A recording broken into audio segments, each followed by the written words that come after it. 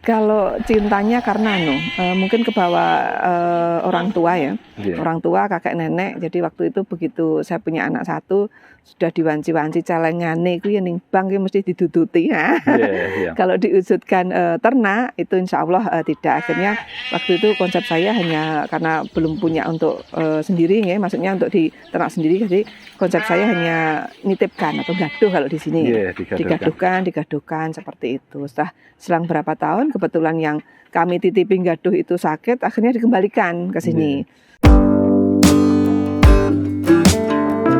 Bismillah, Assalamualaikum warahmatullahi wabarakatuh. Sobat Bukan Dokter Hewan, dimanapun Anda berada, welcome back to my channel. Selamat datang kembali. Ahlan wa sahlan bikudumikum. Nah, kali ini kita berada di utara Australia, tepatnya di Kabupaten Pacitan, di sebuah peternakan di atas bukit ini namanya. Kalau bisa dibilang gunung belum. Permisi Mas. Nah, ini lagi istirahat di sini. Kita cari peternaknya di mana. Ini kandang-kandangnya. Oh ya, di bawah sana teman-teman. Ini pemandangannya sangat luar biasa sekali di atas Bukit Pacitan ini. Tapi ini masih masuk kota teman-teman. Kecamatan Kota Pacitan. Nah, Assalamualaikum. Waalaikumsalam. Monggo. Mohon maaf mengganggu waktunya ini. Bisa diperkenalkan dulu Ibu. Oh siap, perkenalkan nama saya Diana. Ini kita berada di Kampung Peterful, ya, lokasi di Krian Sidoarjo Pacitan. Masih Kecamatan Pacitan. Masih Kecamatan Pacitan, iya. Dekat sekali. Iya, dekat sekali. Peternakan dombanya sendiri ini dimulai tahun berapa Ibu ini? Kalau domba yang kita full di domba sekitar 4 tahun yang lalu Mas. Tapi sebelumnya kita mulai awalnya dulu dengan kambing-kambing biasa nih. Ada yang Jawa Randu, terus PE, Bur dan lain-lain. Kita beralih full ke domba sekitar 4 tahun yang lalu. Saat itu yang terpikirkan beralih ke domba itu dilihat dari pertimbangan apanya Bu?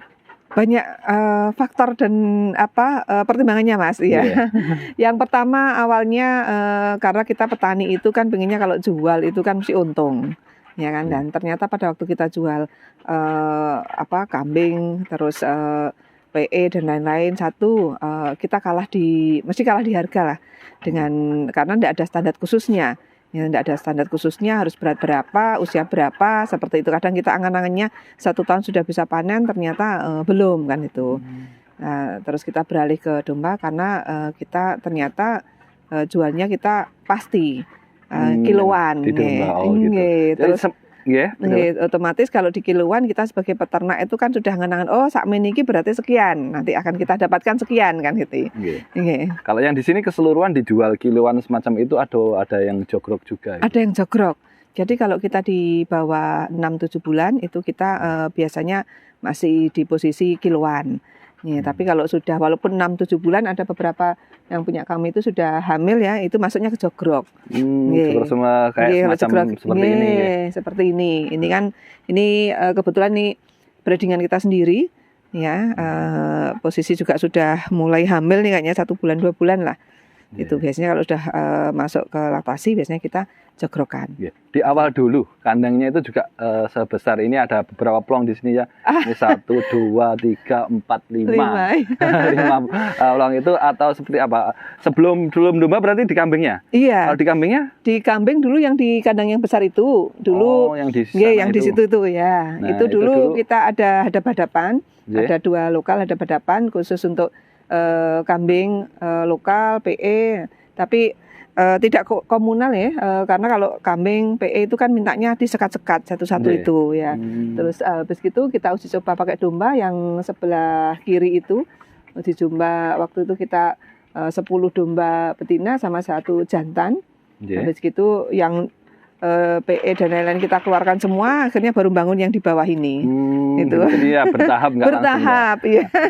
Flashback lagi Bu ke yang lebih jauh. Sebenarnya yang ingin saya tahu itu sebenarnya dulunya di awal-awal cintanya ke ternak kambing itu seperti apa? Kalau cintanya karena mungkin kebawa orang tua ya, orang tua, kakek nenek. Jadi waktu itu begitu saya punya anak satu, sudah diwanci-wanci celengane itu ya ning bang mesti diduduti. Kalau diwujudkan ternak itu insya Allah tidak. Akhirnya waktu itu konsep saya hanya karena belum punya untuk sendiri ya, maksudnya untuk di ternak sendiri. Jadi konsep saya hanya nitipkan atau gaduh kalau di sini, digaduhkan seperti itu. Setelah selang berapa tahun kebetulan yang kami titipin gaduh itu sakit, akhirnya dikembalikan ke sini. Nah, setelah dikembalikan dengan waktu itu perkiraan saya paling hanya sekitar 10-an. Ternyata 20 lebih kan itu. Akhirnya kita iki sama-sama pelihara 20 sama 1. Ya kan, kalau katakan nanti berkembang sampai 100 ya tetap butuhkan orang. Akhirnya kita bikin, kebetulan saya ada lahan kosong nganggur di sini. Akhirnya kita bangun di sini. Sampai hari ini. Sampai hari ini alhamdulillah. Di kambing dulu yang digaduhkan gitu ya. Kaget Bu, apa dikiranya 10 malah 20 lebih itu apa enggak dihitung gini-gini berapa ini sudah berapa, enggak pernah dihitung? Enggak pernah saya hitung, Jadi konsep saya waktu itu hanya yang penting tiap tahun untuk korban saya sudah ada, enggak perlu beli, tinggal ngebel aja kirim untuk korban di sana-sana, cuma segitu aja. Terus yang kedua saya selalu pesan kepada, kalau orang desa itu senangannya begitu cempe lahir yang dicari kan mesti yang jantan. Kalau saya malah justru yang saya cari betinanya. Jadi setiap kali beranak itu mesti pokoknya aku bagi wedoke. Untuk dikembangbiakkan gitu. Nah, ternyata ya itu 20 lebih. Kesibukan di luar sebelum di peternakan ini atau mungkin sampai saat ini jenengan masih ada kesibukan di luar gitu? Iya, kebetulan saya juga ngajar di Unmer Madiun. Ibu dosen nih, luar biasa teman-teman. Cuma background saya berbeda. Kalau ini khususnya di peternakan, kalau saya ngajarnya di teknik sipil. Di teknik sipil sampai saat ini. Sampai saat ini. Makanya kalau di peternakan ini terus terang kami juga masih belajar dan belajar. Saya juga banyak bertanya ke teman-teman yang memang ahlinya di peternakan. Ya, kalau katakanlah belajarnya mana? Ya yang banyak belajar kita di sini, karena dengan rentang hampir 7 tahun itu ternyata pembelajaran kita sekolah kita yang paling mahal itu adalah belajar langsung. Banyak yang mati. Ya kan, susunya nggak keluar pada waktu laktasi, anaknya kecil. Nah, itu justru pembelajaran kita di situ. Bagaimana mengelola sebuah peternakan. Dan mungkin saat ini dari pengalaman yang sudah selama 4 tahun khususnya di domba dan hampir sekitar 7 tahun 8 tahun ya tadi dari awal itu sekarang sudah banyak yang belajarkan jenengan malam ini.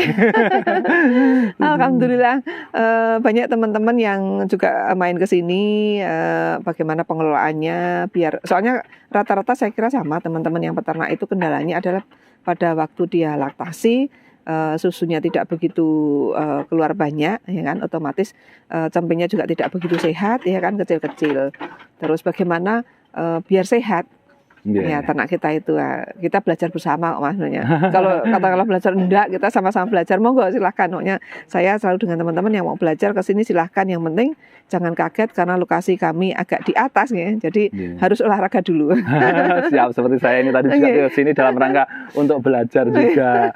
Dan tadi juga mewakili pertanyaan yang jenengan utarakan sendiri dari segi bagaimana ambing ini supaya susunya keluar banyak, itu rahasianya bisa diberikan sedikit Bu ini? Rahasianya yang satu, yang pertama ya hanya satu itu, makannya Mas. Makannya itu harus benar-benar yang sesuai dengan kebutuhan kambing. Contohnya kita ya manusia itu kan, ini saya juga belajar sama teman-teman yang di peternakan yang memang dokter hewan, terus dia sekolahnya di bidang itu. Jadi kalau konsepnya beternak itu sama dengan manusia. Kalau manusia itu 4 sehat 5 sempurna, gitu. Kalau salah satu tidak tercukupi, ya kan akan kekurangan gizi, ya kan, stunting dan lain-lain lah. Di ternak pun ternyata sama. Ya kan, jadi kebutuhannya, kecukupannya juga harus terpenuhi semua. Ibarat kata kalau kita setiap hari dikasih sayur asem terus, jangan asem terus, ya kan, tempe terus, gimana mau gemuk? Nah, sama dengan kambing. Jadi gizinya, kecukupannya juga harus sama. Harus diperhatikan benar-benar ya. Dan sistem yang digunakan di sini sistem koloni ya. Iya betul. Dengan pertimbangan apa seperti itu? Banyak keuntungannya kalau kita pakai koloni. Satu, yang jelas kita mengirit biaya kandang, karena ternyata kalau untuk pembuatan peternakan itu yang paling banyak itu adalah biaya pembuatan kandang. kandang segini aja sudah berbunyi kan itu. Gitu. Itu apalagi kalau kayunya hanya sembarangan kan nggak bisa bertahan lama, harus kayu yang benar-benar contohnya akasia, jati atau mungkin pokoknya kayu keras lah seperti itulah. Otomatis kalau kandangnya kita bisa ngirit, kalau kambing biasa kan harus disekat. Ya kan, kalau kita pakai koloni sudah ngirit biaya, satu itu. Keduanya yang paling utama adalah gini Mas, kita juga uji coba. Jadi begitu betina itu melahirkan, ya kan sudah 1 bulan, terus anaknya sudah mulai cicip-cicip konsentrat, itu langsung kita koloni. Otomatis mempercepat indukannya cepat birahi lagi, kawin lagi, jadi masuk 2 bulan 3 bulan dia sudah hamil lagi. Nah, otomatis keuntungannya di situ. Sementara anak masih nyusu nggak masalah. Kan itu. Ya. Apakah itu tidak melanggar hak adu asasi kambing domba itu? Sementara belum ada aturannya. Oh ya, untuk domba itu tidak berlaku untuk kambing domba, dan itu memang sudah naluri dari sananya. Iya, terus ternyata kalau di kita koloni si pejantannya itu bisa 1 sampai 40 50 enggak masalah, ya kan? Terus kapan dia akan birahi, kapan dia akan pengen kawin kan tidak menunggu waktu, sudah tersedia semua, istilahnya kan gitu. Jadi 1 hari mau pagi, siang, sore enggak masalah. Tapi kalau kita kambing kayak kita dulu pernah punya PE etawa itu, tengah malam jam 11 bengok ya kan minta kawin lah, harus misahkan istilahnya ditemok nih sama pejantannya. Kalau di sini kan enggak. Dia sudah secara naluri dia akan berburu mencari mana yang betina yang sudah birahi, ya udah. Kan itu. Keuntungannya gitu. Berarti 1 pejantan tadi bisa dikatakan bisa sampai 40 Iya, betina. Sampai 50. Itu iya. Ada semacam jamu khususnya untuk pejantannya seperti ini gitu, atau ada diracikan pakannya Ibu? Tidak. Kalau kita hanya diracikan pakan aja. Ya, yang penting nanti kalau kita sudah koloni sekitar 2 bulan sampai 3 bulan kita cek, kalau sudah memang posisi hamil semua, pejantan kita keluarkan seperti yang di sana itu. Ya, itu kan yang 4 hanya pejantan ya. Nah, itu baru bisa kita sambil ke sana enggak apa-apa? Monggo. Nah, ini itu di sini. Itu istilahnya kita pulihkan badannya dulu. Ya, karena kalau habis banyak kawin istilahnya itu biasanya agak kurus ya itu. Nah, itu kita hapus dulu dipulihkan dulu. Kalau makanannya sama porsi pakannya yang diberikan. Iya. Nah, ini pejantan-pejantannya selain yang awasi tadi juga ada yang teksel seperti ini. Ini ada teksel, ada morinonya juga. Yang di atas juga ada, yang di kandang bawah itu yang baru melahirkan belum sampai 1 bulan belum ada, masih sekitar 1 minggu 2 minggu. 1 minggu 2 minggu. Kita coba lihat sekalian spek-speknya yang ini Ibu ya, yang baru melahirkan seperti apa anakannya. Nah, kan biasanya kalau orang sudah melihat pejantannya itu kadang melihatnya belum tentu anakannya juga bagus. Nah, ini kayak gini-gini. Ini salah satu contoh kita uji coba dulu. Ini kan jenis dombos Mas ini. Jadi kita uji coba juga, kuncinya di pakan. Ternyata domba istilahnya nggak begitu bagus, bukan teksel ya, ini dombos. Tapi anakannya. Ini yang saya perhatikan di sini anakannya, dan satu lagi yang saya cermati di sini. Ambingnya. Ini ambingnya yang luar biasa. Iya, betul, iya. Ternyata itu walaupun dombanya tidak begitu bagus ya istilahnya. Ya, tapi jangan pakai lokal ya. Lokal terlalu ngepusnya terlalu susah bentuknya. Iya, ini kita pakai dombos yang di bawahnya teksel. Ini aja anakannya seperti ini dengan pola pakan dari kami, istilahnya racik sendiri kan itu. Untuk rahasia pakannya mungkin juga bisa dibocorkan Bu, tapi tidak sekarang enggak apa-apa. Nanti barangkali kalau waktu ngaduk pakan itu bebas ya. Nah, ini nanti bisa langsung praktek, bisa langsung jadikan komposisinya apa. Kalau di sini terus terang yang belajar ke sini tidak ada yang kami tutupi, karena kami pengen teman-teman peternak di Pacitan itu maju bareng. Maksudnya kalau saya berhasil, teman saya juga harus berhasil. Jadi kalau mau tanya, pakannya apa campurannya, silahkan kita buka semuanya. Malah kadang kita kasih resep. Kadang ada yang tanya, Bu nggak bikin pakan nih, kita nggak jual pakan, tapi resepnya tak kasih kan gitu. Oh gitu, langsung malah lebih mudah ya. Hasilnya yang lebih mahal itu. Nah, ini Bu, untuk yang ambing-ambing seperti ini, saya lihat tadi di sana juga ada bukan anaknya tapi disusui. Itu gimana? Secara naluri atau seperti apa? Karena ini pokoknya begitu melahirkan kan kita campur. Jadi tidak ada pembedaan. Kita biasakan dengan siapapun. Ada yang di atas itu memang iya Mas. Jadi pada waktu anaknya usia 1 bulanan, kita pas ada acara, terus kita mau sembelih, kita cek ternyata kebetulan mau kita akhir, indukannya kan udah tua kan. Itu terus kita cek ternyata yang tidak hamil itu, akhirnya udahlah ini aja disembelih kan gitu lah. Anaknya gimana? Ternyata mereka sudah langsung dengan indukan yang lain pun tidak masalah. Dan secara naluriah yang indukan yang juga itu bukan anaknya tidak masalah juga. Iya. Satu lagi Bu, mungkin ini peternak-peternak yang baru mulai atau yang kecil hendak membesarkan ternaknya itu kadang terkendalanya di pemasaran. Barangkali ada tips khusus untuk jenengan untuk pemasarannya, strateginya seperti apa, gitu bisa dijelaskan sedikit aja. Oh ya. Kalau kami tidak ada tips khusus Mas, karena siapapun yang ke sini mau beli, mulai dari pedagang sate juga kita ladeni, ya kan teman-teman peternak ya. Kuncinya hanya satu, kalau teman-teman, kalau saya lihat konsumen yang ke sini itu mintanya kambingnya sehat, terus lemu. Nah, kuncinya di sini kita piye carane nggawe ternak kita menjadi gemuk dengan usia yang masih muda, karena kalau pedagang sate dan lain-lain itu kan dicari kan yang muda, ya kan, dengan berat yang dia inginkan. Nah, terus kalau kita kan fair mainnya timbangan ya, jadi kita timbang berapa kilo ya udah kesepakatan harga seperti itu. Oh gitu ya. Dan intinya bagaimana kalau ternak itu takut tidak laku, tidak perlu khawatir, yang penting adalah ternak-ternaknya ada ternaknya sehat, ya ada barang pasti dicari. Ya kita aja nggak pernah sampai jual ke pasar karena biasanya kita ya hanya lewat teman-teman aja, ada yang mencari, kebetulan satu keluarga kan seneng makan sate ya, jadi kalau beli daging di mana, beli anu kan gitu, coba main ke tempatku, cocok nggak ya, cuma gitu. Akhirnya mereka main ke sini. Ada yang kemarin pedagang sate juga gitu, Bu saya boleh ngambil, boleh silahkan kan gitu. Karena kalau kita di sini kan jual jogrok, nah mereka kan belinya udah daging kiloan yang dipotong itu kan. Itu, tapi saya nggak melayani potong loh ya, kalau mau beli jogrok, iya Bu nggak apa-apa kan itu. Berarti intinya tidak ada strategi pemasaran khusus, yang paling penting adalah benar-benar diperhatikan bagaimana kualitas barang kita. Iya, kuncinya di situ. Selama kualitas barang kita bagus, ya kan otomatis orang akan getok tular lah istilahnya kalau di sini ya.